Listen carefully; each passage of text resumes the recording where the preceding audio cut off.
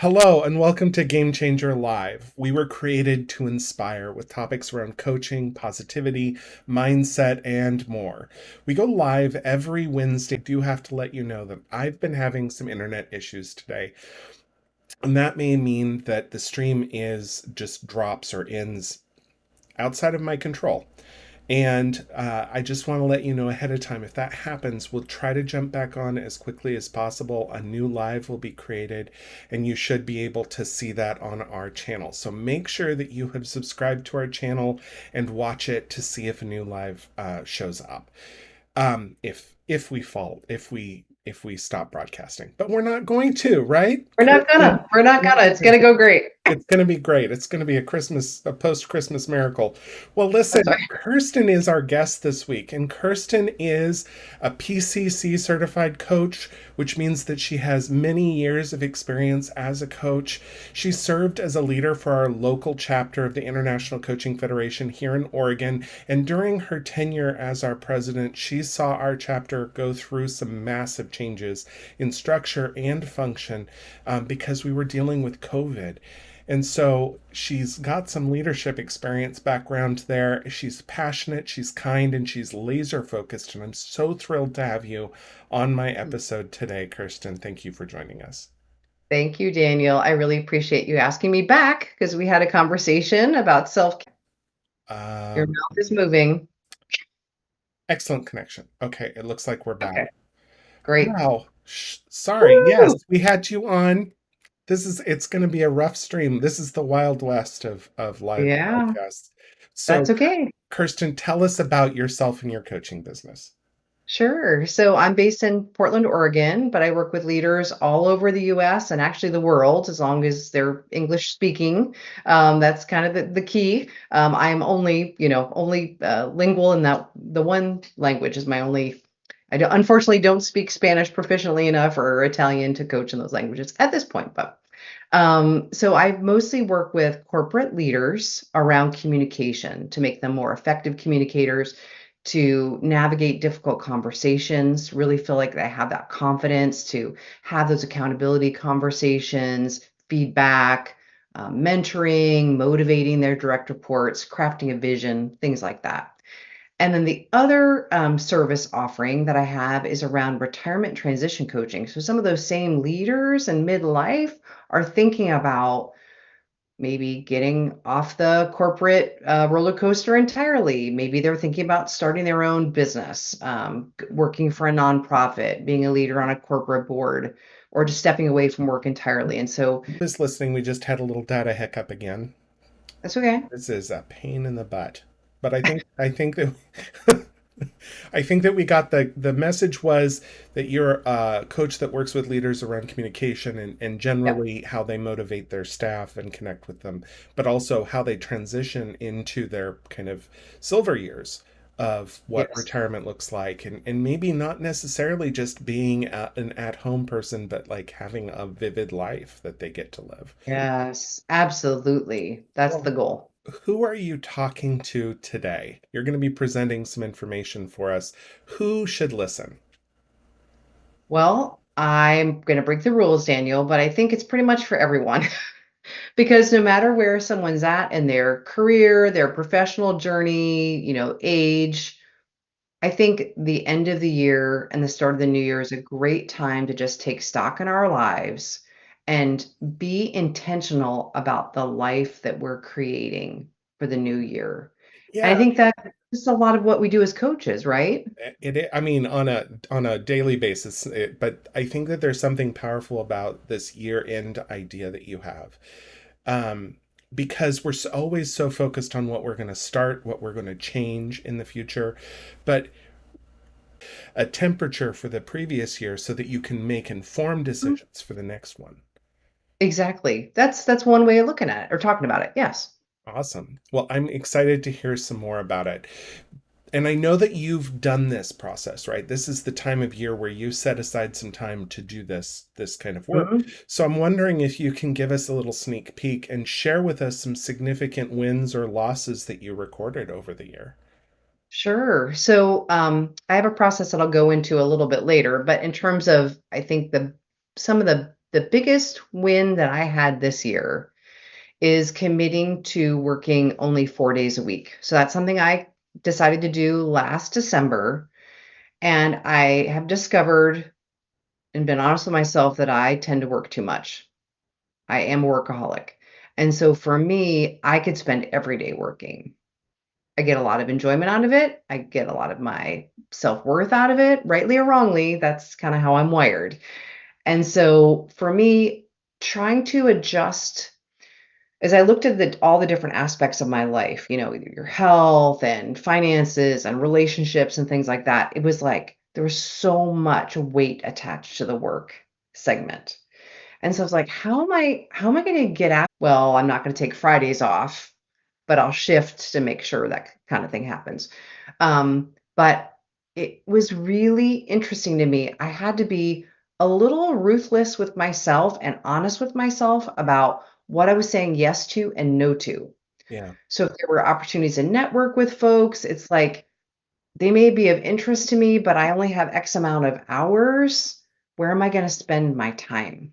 Yeah. So that was a big win and a big insight. And I'm still working on it.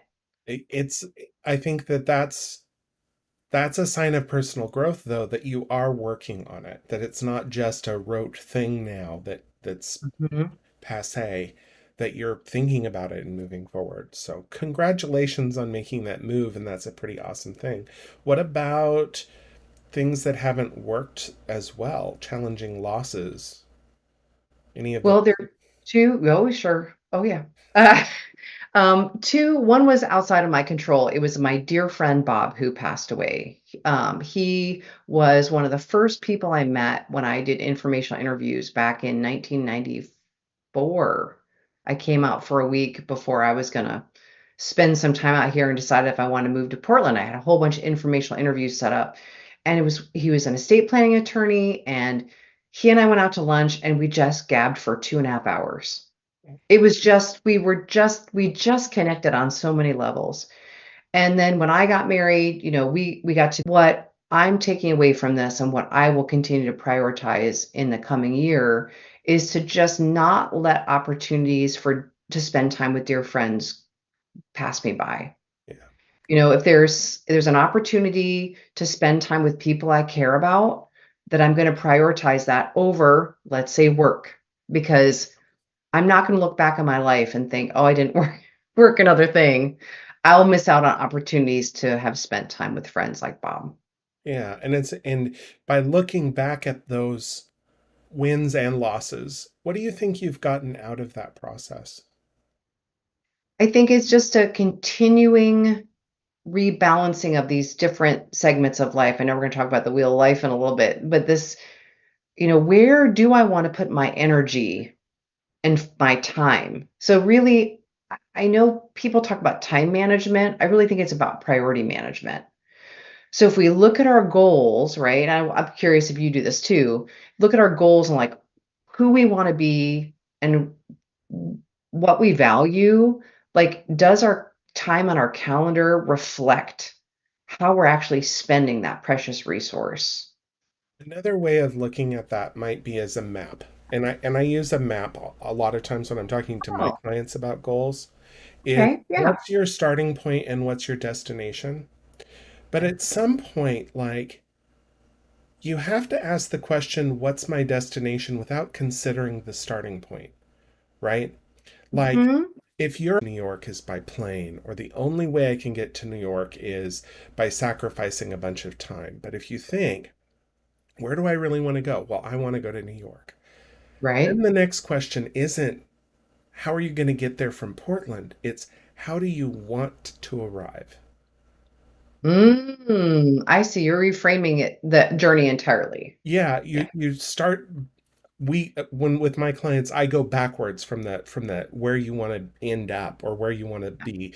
What's the first the last thing? What's the last step of that journey look like? Right?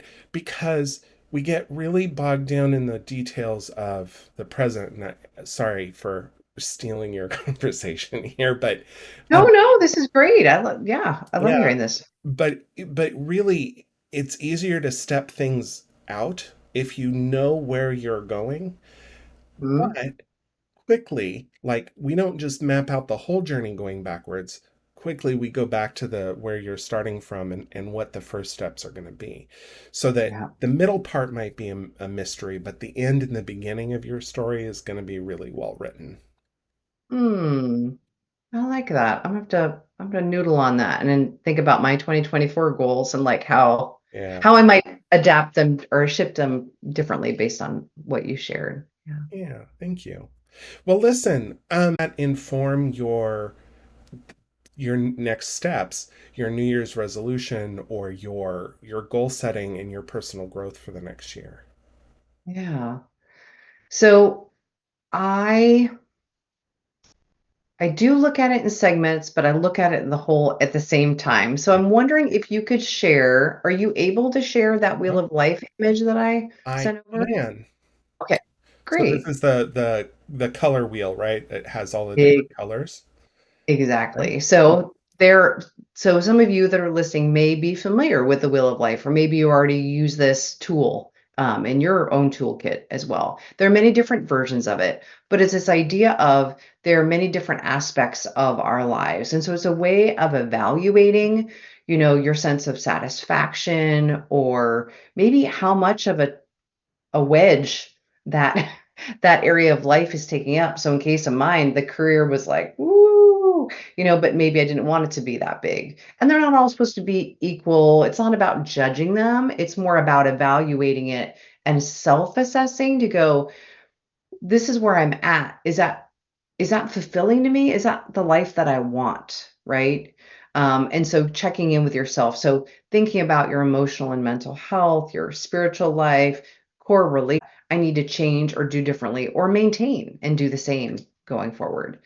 Yeah. But that so I look at it from the segments, but then I also zoom back and look at my larger why and my life purpose and go, okay, if this is where I'm really going, if I'm really going to New York in the meta sense, what does that mean for all of these things too? And so from there, I create some goals around things that are important to me. So one example is in the coming year, I've been studying karate for the last 6 years, and I'm on a journey to hopefully test and earn my black belt this summer. It's a big deal. It's it takes a lot of time and effort. And to your point, it's like I have a little bit to do every day in order to get ready for this big test.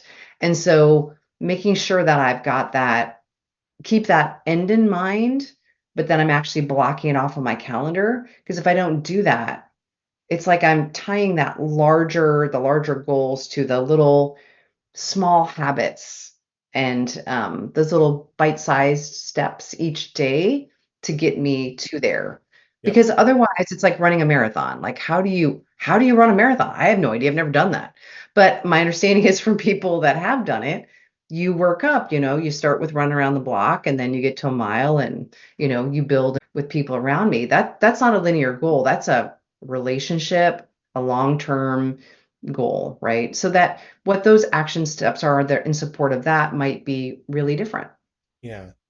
I love the wheel of life as a tool because oftentimes we find ourselves comparing to other people. And Yeah. really, the wheel of life is how satisfied are you with your connection to other people? How satisfied are you with your finances? How satisfied for you are you with your personal growth or your personal development? And so each of these spokes could be vastly different for different people, but it's really centered around your own kind of measurement of happiness and success and fulfillment. So if you think Mhm. about it on a scale of 1 to 10, what does a 10 look like for you? Don't worry about what a 10 looks like for Susan, because Susan isn't here and Susan isn't living your life. You're living your life. So what does a 10 look like for you? Um, the wheel of life, and I don't have my glasses on. So I All can't right. see yours right now, but it's up there. One of the spokes on the wheel of life that a lot of people really get stuck on is parenting. Because not, Exactly. yeah, And that I really like how you shared that, Daniel, this idea of we're living our lives. We're not living someone else's life. And with each passing year, I lean into that more and more. You know, this is my opportunity to live my life in the best, highest expression of myself in this world today. And so sometimes life has things in store for us that we don't plan. Sometimes we're laid off from our jobs. We have a big medical illness or like some kind of medical issue, or we're called to be a caregiver, right? For a parent, a child with disability, things like that too, where your wheel may not look like be of your making, right? Other things are smaller segments because we have these big responsibilities in other areas. yeah, And so it is not about this kind of out there idea, but for where we are in our lives and in this moment, what is maximizing that for us? it really sounds like considering what's in your control versus what's outside of your control. Yeah. And really getting clear on your own personal values of which of these areas Mhm. what you want to see out of them. Exactly. So something also that I've switched to is instead of feeling like I don't feel any obligation to have a goal in each of these areas because sometimes things are running pretty smoothly. And there's nothing to add, change so that I am continuing to grow and be my highest and best self too.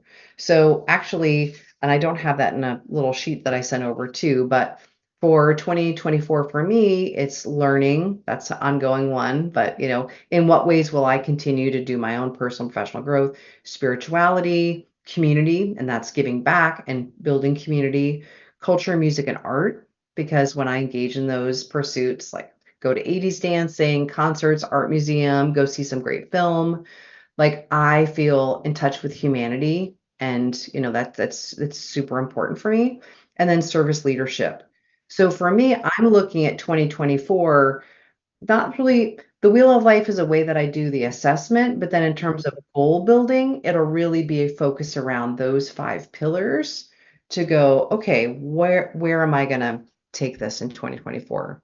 I I I kind of have a list of questions here, and I feel like you've already Yeah. answered all of them. Okay. But Uh-oh. but no, but I think that I'd like to go just a little bit more in depth into kind of that next step of how you transition from the wheel of life into making meaningful goals for the next year. Mhm. What is your strategy? It emerges. It's It not a horrible emerges. answer. It's a great answer. Okay, it is good. I mean, I'm all about process and I like to like reflect on things. And I think that if we give ourselves enough space and we listen to the whisperings of our heart and our soul, that it's like, this is where I want to be. This is who I want to be. This is who I want to be with and where I want to spend my time. And so If it's I can tap dance around this just a little bit for you. happiness, please. We've done a couple of episodes around goal setting in the history of the show, and I love SMART goals for the small, short, measurable stuff. But we Yeah. all have to have a dream or something that we're working towards, right? Yeah. And I call that a North Star. And the North Mhm. Star does not fit with SMART goals. The North Star is really comes from Right. within, it's from your heart. Like, where do Yeah. you want to be?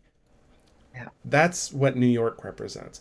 And for a lot of people, getting to that spot might feel impossible and it might feel like it can't happen.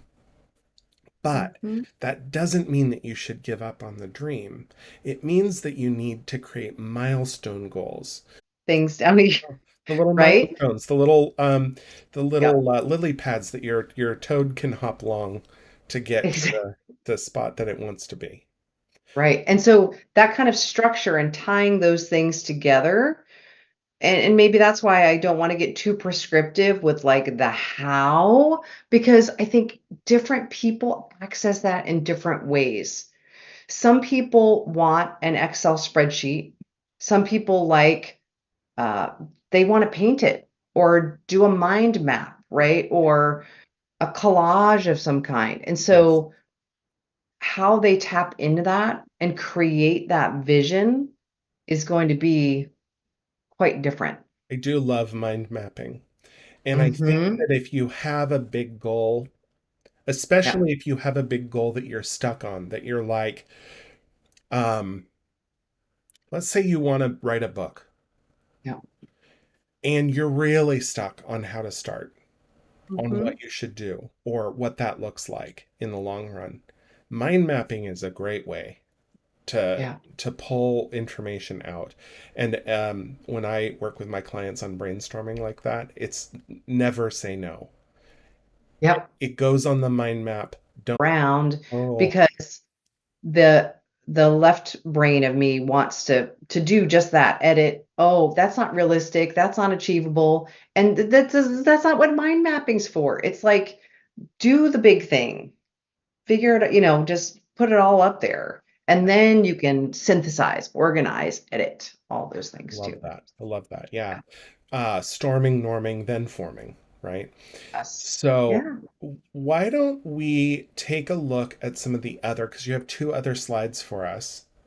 Oh, sure, sure. And Um, yeah, yeah, the one I just wanted to share briefly was the Excel spreadsheet was that just shows kind of the. it's probably not readable for people, Oh, gotcha. because So it's the idea is real it's small. got the Wheel of Life segments on there, and then my initial goal, whatever it was from last year. And then I have columns for wins, losses, and lessons. So at the end of the year, I look back on my goals for previous. Actually, I revisit this like once a week, but through the end of the year, I go, okay, what are the big wins and losses and learnings in all these areas? And then I use that information. And then also the other spreadsheet was basically each month I go through and I add just large things that happen in my life. They might be related to my goals, they might not be. That the So I second look back. image. Mhm. Okay. And so what I find is helpful is if you all suggest you take this approach. So for now, you can set yourself up for success at the end of 2024, a year from now, is next to all your goals, just have, January, February, March, April, and at the end of each month, look back and go, okay, what was like some of the highlights of this month? Maybe they're related to your goals, maybe you're not. I mean, for me this year, I had COVID for the first time and I was stung by a bee. Neither of those two things, I've never been stung by a bee before, Daniel. That happened in 2023. Right. And it made my list. And so I look back on the year, I'm like, oh, that's right. That happened. Because you don't remember what happened in February. So if you capture all the things, the highs, the lows, the laughs, the cries, just those high, all those points, that when you come to do this work next December, it's easier for you to coalesce it, line those up against your goals and your wheel of life categories and go, yeah, there might be a lot of things in there. There usually are that you forgot that you had an impact on other people, you had a lesson, something to celebrate, and it just makes the work more enjoyable. And then it's there for you to access that information right away when you go to do this next year. I love that. I love that. And I love the idea that it's something that you can kind of look back on and see these are the metrics that I set myself up with for success. And at the end of that year or the end of the next year, you already have a list of things that you can look at and see how did I do on these goals? Very Can anti be. New Year's resolutions. And there's a lot of reasons for it. The science shows that they're not effective, that most of them fail within the first couple of months or whatever. The thing is, like, let's take a New Year's resolution of losing weight, Yeah, right? yeah, very common. Very common, probably the number one. If you never try to lose weight, you won't be successful. But if you also never set the goal to lose the weight, you Yeah, won't be successful. So right. it's probably better for you to set the goal or set the New Year's resolution and try than it is Yeah. for you to just choose to fail in the first place. And I think that we don't do ourselves justice by Mm. preventing ourselves from dreaming big or setting challenges for ourselves or risking failure as a culture. And so I love this structure that you're giving us so that we can create new goals for ourselves by looking backwards at the previous year and having that help inform our what we want to see for ourselves in the next year.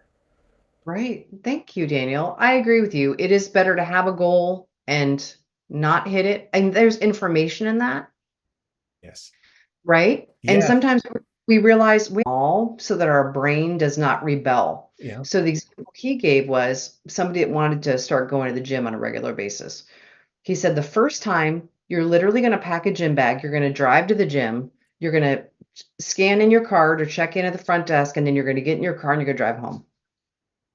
And then the next time you're going to do the same thing, and then you're going to hit the treadmill for 5 minutes, set a timer for 5 minutes, and that's it. 5 minutes. Get in your car and drive home. Yep. Then maybe it's 7 minutes or You're something like that. training your brain for success at that point. There's a lot of Yes, neuroscience behind it. yes, and it's really huge. So I think part of that is how we approach our goals, not whether we set the goals. Yeah. That could be a whole nother conversation, Daniel. Yeah, But it, anyway, it should be. Should be a whole nother conversation. Well, listen, we're getting close to the end of our time today. I want to thank everyone who's been watching for putting up with our starts and stops and little issues with our internet. Kirsten, if you wanted to wrap us a tiny little present to take with us into the next year based on this conversation, what would it sound like for us? What is the most important thing for us to take with us after this show? okay, you can create a life that's authentic and meaningful to you by identifying some realistic goals you want to achieve in the new year. Yeah, I would probably have said that much differently if I could wordsmith it, but that's what came out. I put you on the spot. I mean, we're live and authentic, and that's what this is. Yes, So, that's what you get sometimes. Yeah. Kirsten, how do people get in contact with you if they want to know more about you and Oh, sure. need Well, help? they can reach out via email, Kirsten, Kirsten, at illuminationcoaching.com. Visit my website, illuminationcoaching.com. I'm on Facebook and LinkedIn and Instagram, YouTube, all of it under Illumination Coaching. So I'd love to hear from you and happy to answer any questions if you have as well. Thank you so much for being here with us, Kirsten, and for putting up with the internet fiasco It's great. yourself. And again, genuine gratitude to everyone who's tuned in, who watched this video. Take a moment to like and subscribe. Maybe not like this particular video if you don't like the Minute. quality, but do because Kirsten's a fabulous guest and she deserves your love and attention as well. Subscribe to the channel for more content. We do go live every week, and I plan on having a new internet provider in the future. So I will see you next Wednesday at 3:30 p.m. Pacific.